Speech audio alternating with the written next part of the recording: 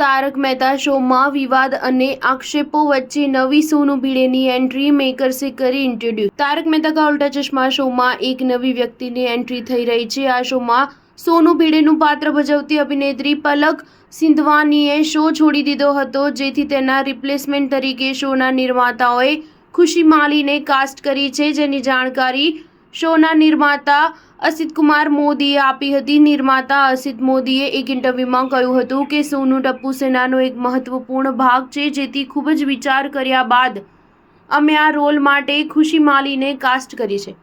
અમને આશા છે કે અમારા દર્શક ખુશીને પણ એવો જ પ્રેમ આપશે જેવો છેલ્લા 16 વર્ષથી આ શો અને તેના પાત્રોને આપી રહ્યા છે। ખુશી એક મોડલ અને અભિનેત્રી છે। તારક મહેતા શો પહેલા તે સાઝા સિંદૂર નામના શોમાં જોવા મળી છે। તારક મહેતા કા ઉલ્ટા ચશ્મા શો સાથે જોડાતા અભિનેત્રી ખુશી વ્યક્ત કરતા કહ્યું હતું કે તારક મહેતા શોનો ભાગ બનવું મારા માટે આશીર્વાદ સમાન છે। આ મારા માટે એક શાનદાર તક છે। હું સોનુ શો સાથે જોડવા માટે ઉત્સુક છું।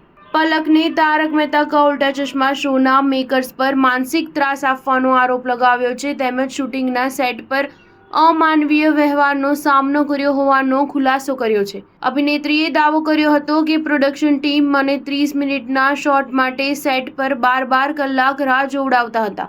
આટલું જ નહીં, પલકે નિર્માતાઓ પર 21 લાખ રૂપિયા ન ચૂકવ્યા હોવાનો આરોપ પણ લગાવ્યો હતો। મેકર્સે કોન્ટ્રાક્ટનું ઉલ્લંઘન કરવા બદલ પલકના નામે લીગલ નોટિસ જારી કરી છે। સ્ટાર ન્યૂઝ 7 હંમેશા સચ્ચાઈની સાથે।